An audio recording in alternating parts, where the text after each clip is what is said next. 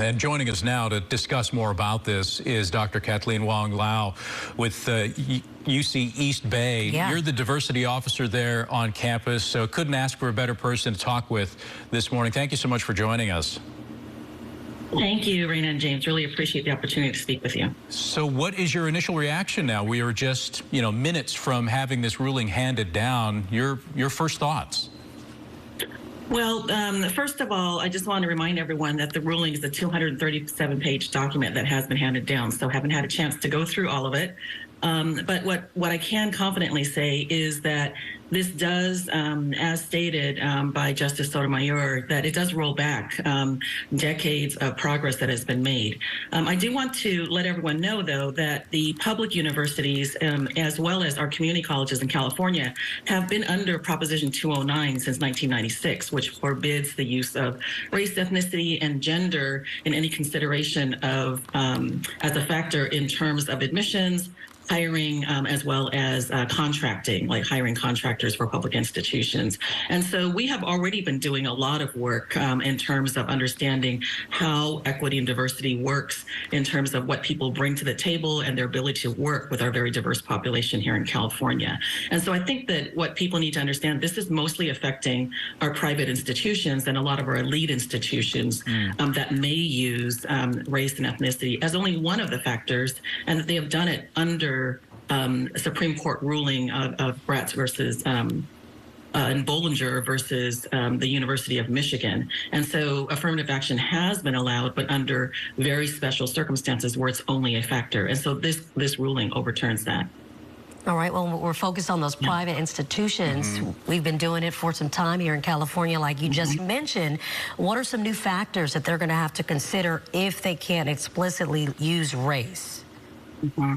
I think similar to the ways in which universities look at, talent for musicians that who may bring to a campus, as well as athletic ability. We also have legacy admissions, people who are the descendants or relatives of people who are alumni, for example, or donors and other people. And so just as you try to assemble a class of people who are going to be the future leaders, you can consider people's knowledge base and their technical skills, as well as the experiences that they bring, right? And so I think that these are the things that many public institutions have done. There are 9 states that are forbidden through voter referendum to use race as a factor in admissions. And so this has been done. And in a way, there are some pathways for higher ed institutions to go forward. Well, those who were pressing the Supreme Court to make this particular decision to end affirmative action in this way, they argued that, affirmative action, even in a limited form, would keep us from that ultimate goal of being in a colorblind society. How do universities, though, continue that good work of making sure their student population is diverse if they can't use race as a factor in those decisions? How do they go about just making sure that the work that's been done so far continues and doesn't start going backwards? Yeah, thank you for that question. That's a very hard question. I think that, first of all, people need to know that there's some pretty robust research that shows that standardized tests such as the ACT and the SAT are really good proxies for class, for a socioeconomic class. They actually determine people's socioeconomic class better than they determine the probability of people's success in the future in higher ed. And so I think that's something that people need to look at, is what are the ways in which we have invisibly privilege some students and some people from a certain socioeconomic factor. There's a lot of different factors that go into admissions and trying to see what students will be successful. So I think that a holistic approach needs to happen, and that's always been recommended, is looking at what do people bring in terms of their leadership, in terms of their knowledge about community. If you're a business major, what do you understand about the very diverse market share, that's available, markets that haven't been tapped. So I think that there are ways in which people can look at opportunity in a way that's very different and a lot more holistic. That's a great answer. Yeah. Do you think it's important that the administration, those that are in admissions, also reflect the diversity of the student populations that are applying? Do you think that's also a key factor going forward? We need to make the decision makers a more diverse pool as well? Sure, I do believe that. I would say diverse in terms of lived experiences that translate into professional practice, right? So it's not just simply that you have, you know, oh, half of our admissions committee is women, for example. So under Prop 209, gender is a factor that is prohibited as a consideration for admissions, hiring, as well as contract work. So you need to look at what lived experience that people bring that can be translated into the professional context, whether it's admissions or it's being a faculty member or, you know, so again, I would say that diversity is not as simple as people think it is.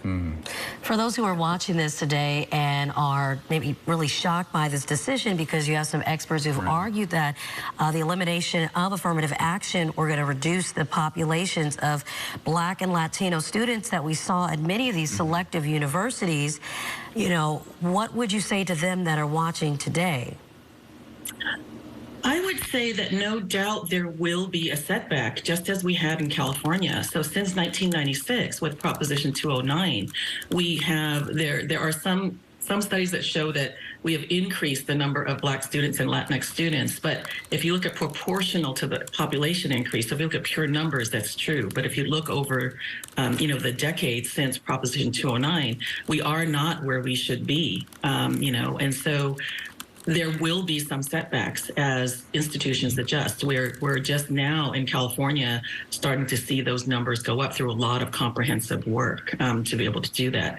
So I think that, you know, affirmative action, the purpose was really to address systemic inequities that have occurred over hundreds of years, particularly for Black and Native American folks. It's been hundreds of years, right? And so it's not a perfect remedy, but it is a measure that people have believed is really important, given that we lose generations of students every single year. When you look at the population, for example, in California, those who are under 18 in California, 75% of our students are non-white, are people of color in California. People may not know that. You often see the demographics for people who are the entire range of ages and population. But in California, 18 and under is 75% people of color. And so we need to look at our institutions and say, then what is happening to our state as we look and move up through leadership, you know, employment, our key leading public institutions and stuff, and nonprofits, et cetera.